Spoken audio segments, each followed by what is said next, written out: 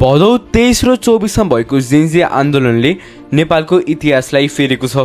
76 जनाको मृत्यु भयो, बेगुनाहरूमाथि ताकी ताकी गोली हानियो, हजारौं घाइते भए। भदौ 23 र 24 को घटनापछि नेपाल सरकारले जाँचबुझ आयोग गठन गरेको थियो। तर आयोगको प्रतिवेदन जो सरकारले आफ्नै आदेश दिएर बनाएको थियो त्यसमा भएको कुराहरू हामीलाई थाहा छ त? के हामीले दोषीहरूलाई पत्ता लगाएका छौँ त? कसले अर्डर दियो, कसरी गोली चल्यो, त्यो कुराको हामीसँग स्पष्ट उत्तर छ त? यो 900 पेजभन्दा लामो इन्भेस्टिगेसन रिपोर्टलाई हामीहरूले तपाईँहरूको लागि समराइज गर्नेवाला छौँ। आजको भिडियोमा हामीहरू यो आयोगको प्रतिवेदनलाई निहाल्नेवाला छौँ। भदौ 23 र 24 को घटनापछि नेपाल सरकारले जाँचबुझ आयोग गठन गरेको थियो। त्यो आयोग मिति 2082 असोज 5 को निर्णयबाट बनेको थियो र 2082 असोज 9 गतेदेखि त्यसले कार्यहरू सुरु गरेको थियो। पहिला जानु यो आयोगको कामहरू के थियो। भदौ 23 र 24 को घटनाको साँचो कारण पत्ता लगाउनु, मानवीय र भौतिक क्षतिको तथ्याङ्क सङ्कलन गर्नु, जिम्मेदारीहरूको पहिचान गर्नु र भविष्यमा यस्तै घटना नहोस् भनेर सुझाव दिनु। आयोगको प्रतिवेदनले जेन्जीको परिभाषा नै दिएको छ। जेन्जी भन्नाले लगभग 1997 र 2012 को बीचमा जन्मेका युवाहरूको पुस्ता हो। हिस्ट्रीको पहिलो साँचो डिजिटल नेटिभहरू जेन्जीलाई नै भनिन्छ। स्मार्टफोन, सोसल मिडिया, इन्टरनेट यो पुस्ताको लागि यो सब सर्भाइभलको न्यूनतम आवश्यकता हो। यो पुस्ता एक मात्र नेपालमा माथिको भएन। प्रतिवेदनले 4 देशको जेन्जी आन्दोलनको डिटेल दिएको छ। श्रीलङ्का अरागलय इन्फ्लेसन 69% माथि पुग्यो। कृषिमा लगाउने रासायनिक मलमा अचानक प्रतिबन्धले बाली 40% घट्यो। जनता सडकमा झरे। आन्दोलनले राष्ट्रपति गोताबाया राजपक्षलाई राजीनामा दिन बाध्य बनायो। त्यस्तै गरी बङ्गलादेश क्वाटा आन्दोलन, बेरोजगारी बढ्यो, भ्रष्टाचारको आरोप विस्फोट भयो। अगस्त 2024 मा प्रधानमन्त्री शेख हसिनालाई सेनाले समर्थन फिर्ता लियो। उनी निवासन गइन्। देशमा राजनीति नै बदलियो। मोहम्मद युनुसको नेतृत्वमा नयाँ सरकार बन्यो। केन्या #रिजेक्ट फाइनेन्स बिल, कर वृद्धिको विरुद्ध जेन्जीले पार्लियामेन्ट नै घेरो गरे। एट लिस्ट 22 जनाको मृत्यु भयो। राष्ट्रपति रुटोले बिल नै अस्वीकार गरे। इन्डोनेसिया 2025 आर्थिक असमानता र भ्रष्टाचारको विरुद्धमा आन्दोलन भयो। उच्च संसदीय भत्ता र राजनीतिज्ञहरूको जीवनयापनको खर्च यो नै प्रविधिको कारण बन्यो। यो सब किन बुझ्न जरुरी छ? किन भनेर आयोगले नै भनेको छ यो आन्दोलन एकान्तको नेपालको घटना थिएन। यो एक ग्लोबल फेनोमेना थियो जहाँ युवा पुस्ता आपत्ति र भ्रष्टाचारको विरुद्धमा सडकमा झरेका थिए। तर नेपालको कुरा अलग थियो, किनभने यहाँ जसरी सुरु भयो त्यसरी सिद्धिएन। कुरा सुरु हुन्छ भदौ 19 बाट। त्यो दिन नेपाल सरकारले सोसल मिडियामा प्रतिबन्ध लगाउने निर्णय गरेको थियो। टिकटक, इन्स्टाग्राम, युट्युब अतिरिक्त रूपमा दर्ता नभएका केही सोसल मिडिया प्लेटफर्महरूमा यो प्रतिबन्ध लागेको थियो। आयोगले नै भनेको छ सामाजिक सञ्जालहरूमा विशेष गरी युवाहरूको बढ्दो आकर्षण एवं आम्दानीको स्रोतहरू रहेकोले युवा पुस्ताहरू सरकारको यो निर्णय र त्यसका साथै भ्रष्टाचार, विहिति, कुशासन आदिलाई समेटी भदौ 23 र 24 मा प्रदर्शनको घोषणा गरेका थिए। भदौ 23 बिहान माइती घरमा शान्तिपूर्ण रूपमा आन्दोलन सुरु भयो। जुलुस बढ्दै गयो। बानेश्वरको संसद भवनतिर एभरेस्ट होटल अगाडिको पुलिस ब्यारिकेड तोडियो। पुलिसले पानीको फोहरा प्रहार गर्यो। भिड उज्जित भयो। लाठीचार्ज हुन थाल्यो। केही प्रदर्शनकारीहरू संसद भवन परिसरभित्र पस्न थाले। पुलिसले बल प्रयोग गर्यो। भदौ 23 गते काठमाडौँ उपत्यका भित्र 17 जनाको मृत्यु भयो। उपत्यका बाहिर 2 जनाको मृत्यु भयो। नगरेको घाइतेमा 12 जनाको पछि गएर निधन भयो। जम्मा भदौ 23 को घटनाबाट 29 जनाको मृत्यु भएको थियो। त्यो दिन प्रोटेस्ट शान्तिपूर्ण रूपमा सुरुवात भएको थियो। भदौ 23 पछि जनताको आक्रोश बढ्दै गयो। भदौ 24 मा सरकारले कर्फ्यू नै जारी गरेको थियो, तर त्यो पनि रोकिएन। भदौ 24 को हिंसात्मक कार्यकलाप जेन्जी पुस्ताले गरेको थिएन। भदौ 23 को घटनाको विरोधमा स्वतस्फूर्त रूपमा युवासँगै अन्य उमेरका समूहका व्यक्तिहरू पनि सडकमा निस्केका थिए। तर केही समयपछि अपराधी प्रवृत्तिका व्यक्तिहरू र लुटपाट समूहहरू प्रदर्शनकारीहरूसँगै सहयोगी भई लुटपाट, आगजनी, तोडफोड गरेका थिए। अर्थात् जेन्जीले भ्यान्डलिजम गरेको थिएन। क्रिमिनल एलिमेन्टहरूले आन्दोलनको कभर लिएर यो सच्यायो।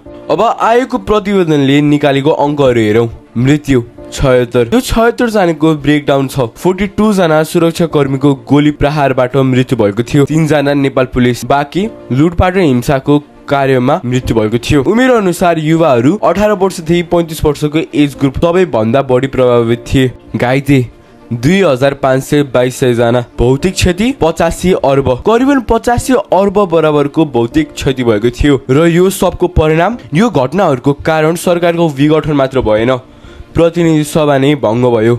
देशको लेजिस्लेटिभ बडी प्रतिनिधि सभा भ्यान्डलहरूको कारण भङ्ग भयो। यो सबैभन्दा ठुलो प्रश्न हो। 42 जना सुरक्षाकर्मीको गोली प्रहारबाट मरेका थिए। त्यसको आदेश कसले दिएको थियो? आयोगको प्रतिवेदनले पीएम र सेनाको बयान समेटी लिएको छ। तत्कालीन प्रधानमन्त्रीको बयान अनुसार भदौ 23 को घटनामा प्रधानमन्त्रीले पुलिसलाई गोली हान्न प्रत्यक्ष आदेश दिन सक्ने कानुनी व्यवस्था छैन। बल प्रयोगको सिद्धान्त, गोली प्रहारको आवश्यकता र औचित्य जस्ता विशाल सुरक्षा नीति, कानुन र प्रचलित मापदण्डको आधारमा प्रभाव हुने हुन्छ। अर्थात् प्रधानमन्त्रीले गोली हान्न आदेश दिएको थियो भन्ने आयोगले तय गरेन।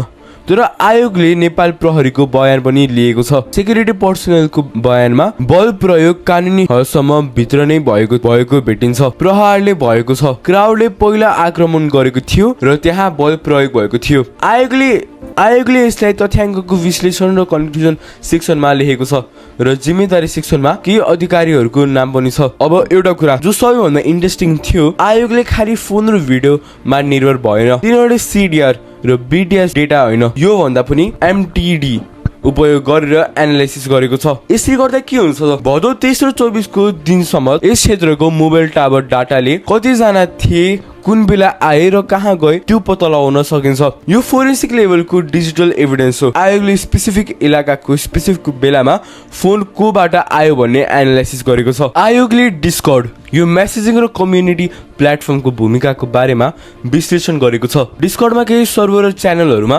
प्रोटेस्टको कोअर्डिनेसन, कुन ठाउँमा जाने, कुन गते, यो सब डिस्कस भएको डकुमेन्ट्स तोकिएको छ। प्रतिवेदनले डिस्कर्डको एल्गोरिदम र इन्फर्मेसन स्प्रेडको विश्लेषण पनि गरेको छ। आयोगले एक अलग सेसनमा लेखेको छ, मिथ्या सूचना र घुसपट्टिको जोखिम, अर्थात् गलत इन्फर्मेसन प्रोटेस्टको बेलामा किन भाइरल भएन र त्यसले क्राउडलाई किन मोटिभेट गर्यो। यो एनालाइसिस प्रतिवेदनमा छ। यो कुरा बेग्लै लेखिएको छ किनभने सोसियल मिडियाको रोल अन्डरस्ट्यान्ड नगरी भदौ 23 र 24 को पुरा स्टोरी बुझ्न सकिन्न। प्रतिवेदनले राजनीतिक पदाधिकारीहरूको बयान लिएको छ, राजनीतिक कर्मीहरूको स्टेटमेन्ट सङ्कलित गरेको छ। आयोगले त्यो बयान र तथ्याङ्क मिलाएर एनालिसिस गरेको छ। जिम्मेदारीको विश्लेषण र पुरस्कार सिफारिसमा आएकाले कतिजनालाई सिफारिस गरिएको छ, पुरस्कार र कारबाही दुवै।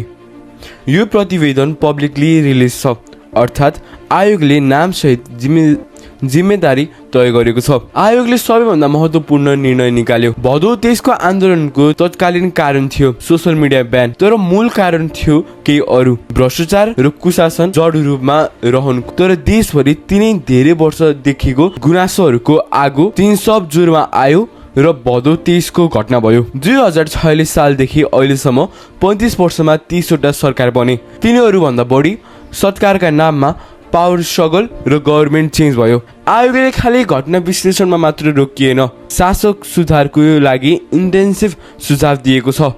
17 अलग अलग क्षेत्रमा राजनीतिक सुधार, न्यायालय र न्याय क्षेत्र, सुरक्षा संयन्त्रहरू, सोसियल मिडिया र मिडिया रेगुलेसन, ब्याङ्किङ क्षेत्र, सत्य निरूपण र मिलामिरप। आयोगले BTS data, CCTV, Discord analysis, ballistic reports सब गरेको छ।